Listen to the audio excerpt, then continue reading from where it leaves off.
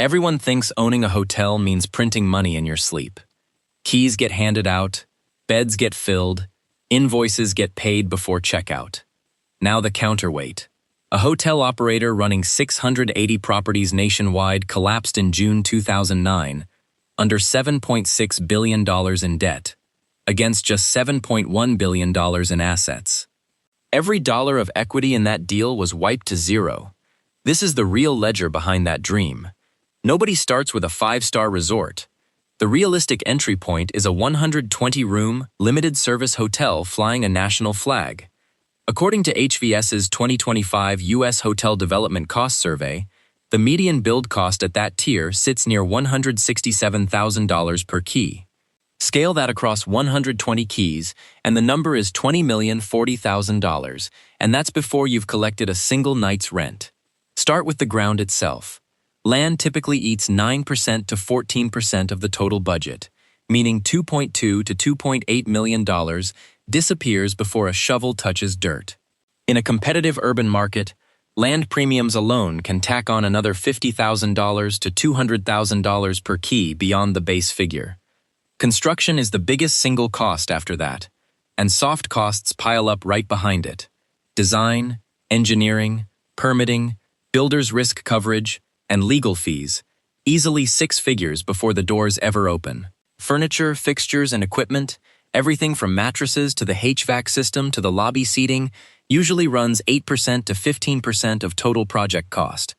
On a $20 million build, that's $1.6 to $3 million just to make rooms rentable.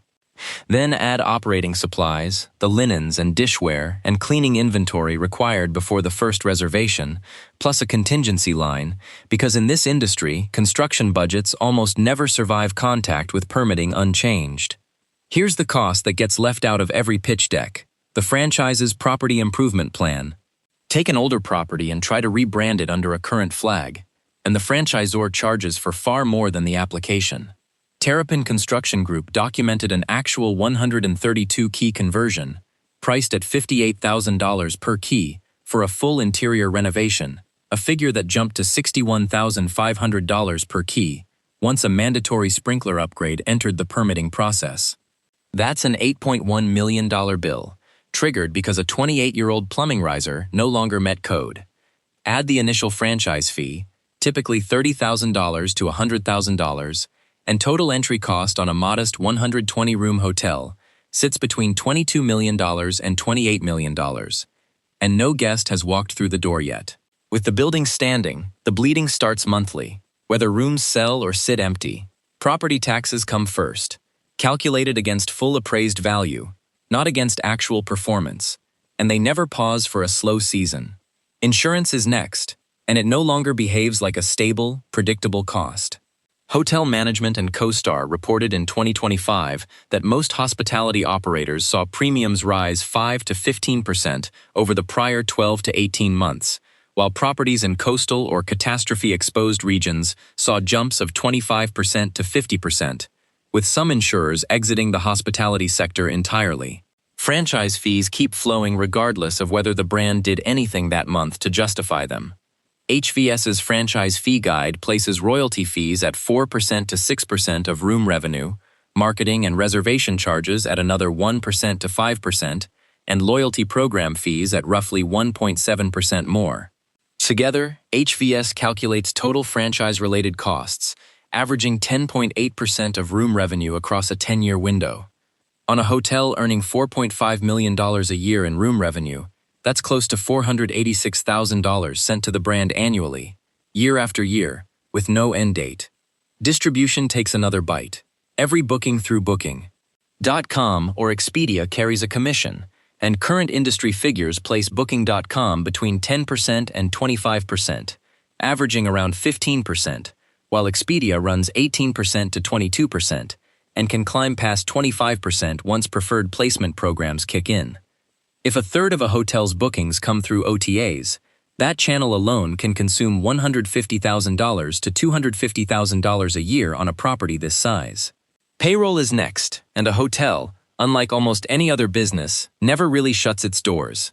Front desk staff, housekeepers, and maintenance crews work around the clock because occupancy can shift at any hour.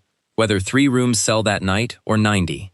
Utilities run continuously for the same reason, keeping every room climate-controlled, occupied or not, because a guest arriving at midnight still expects a cool room, not one that needs 20 minutes to catch up.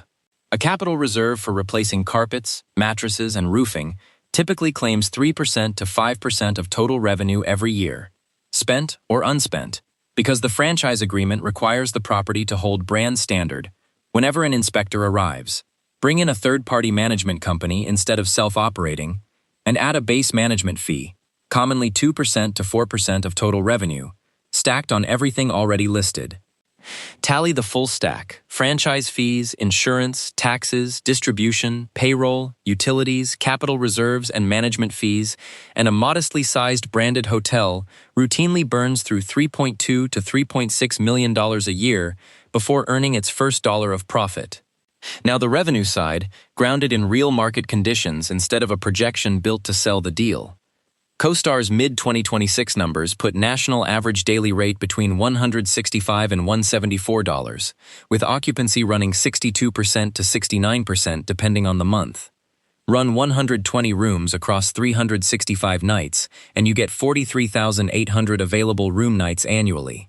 At 63% occupancy, that's 27,594 nights sold. At a $165 average rate, room revenue comes to $4,553,010.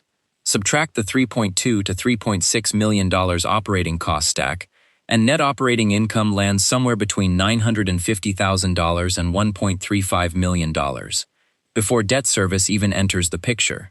On a $22 to $28 million asset, financed the way nearly every hotel gets financed, that margin gets consumed almost entirely by the mortgage.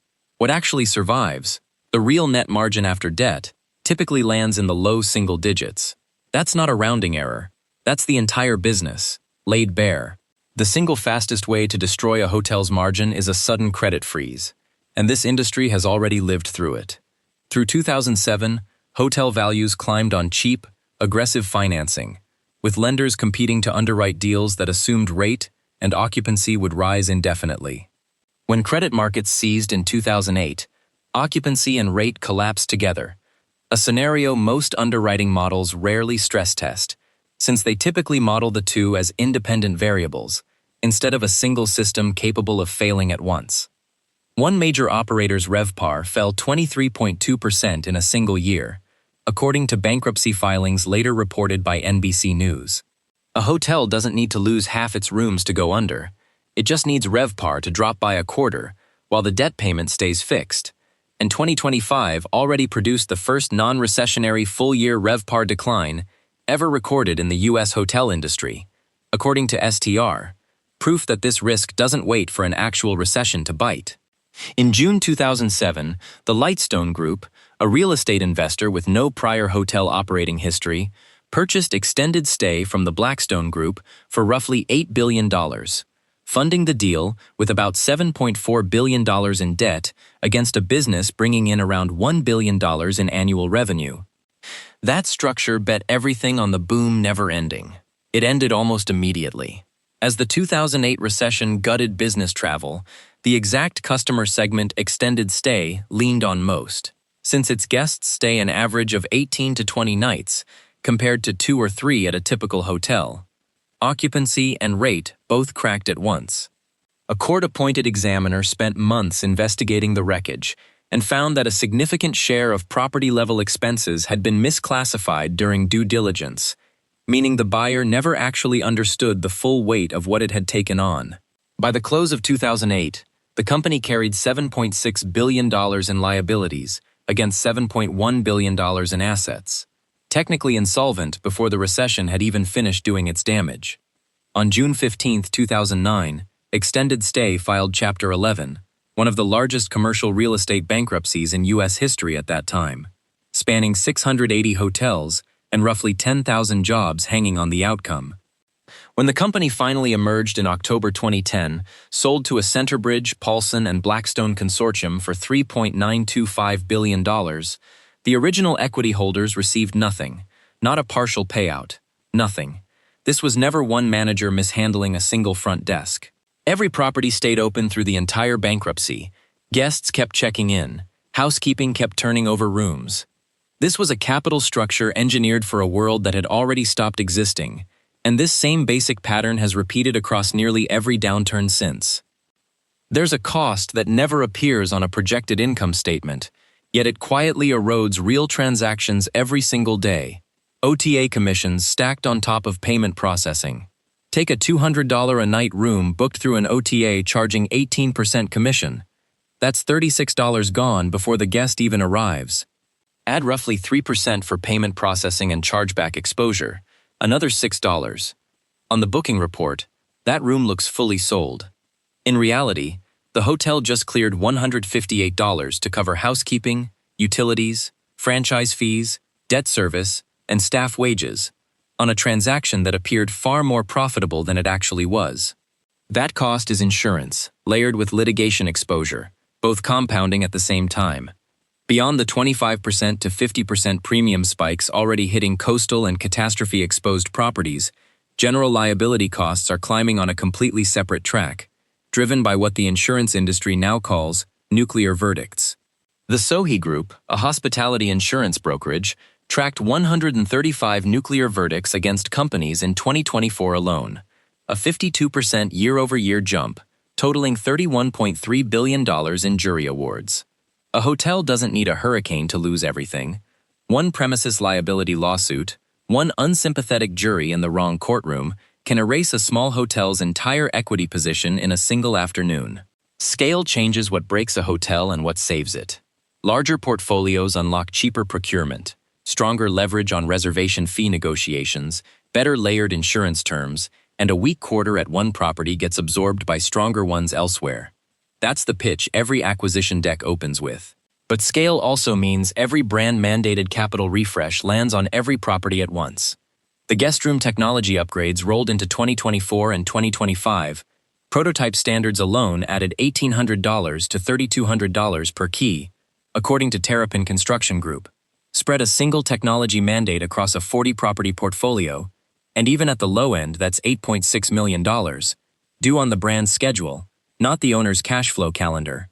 Past a certain size, hotel ownership quietly stops being real estate and turns into a leveraged brand compliance operation wearing a real estate wrapper, where the actual job shifts from filling rooms to managing debt covenants across the whole portfolio.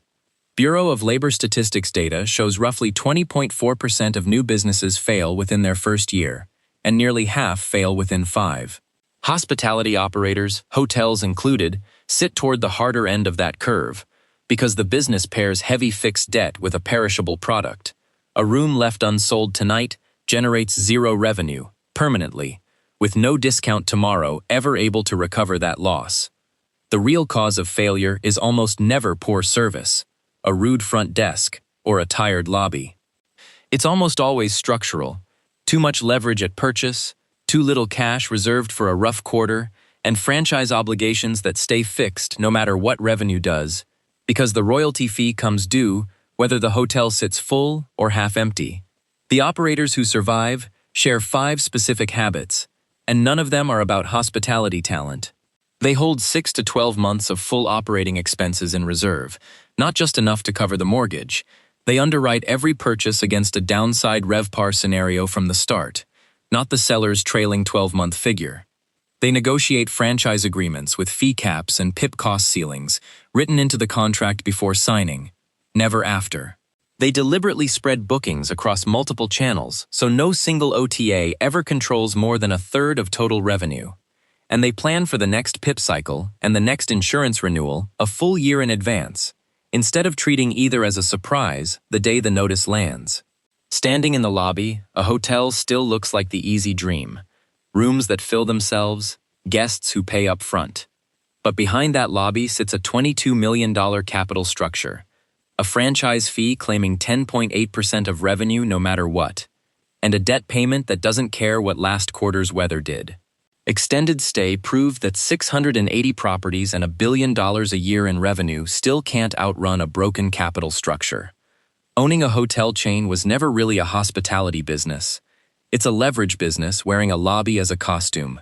If you want the next breakdown before it hits your feed, subscribe.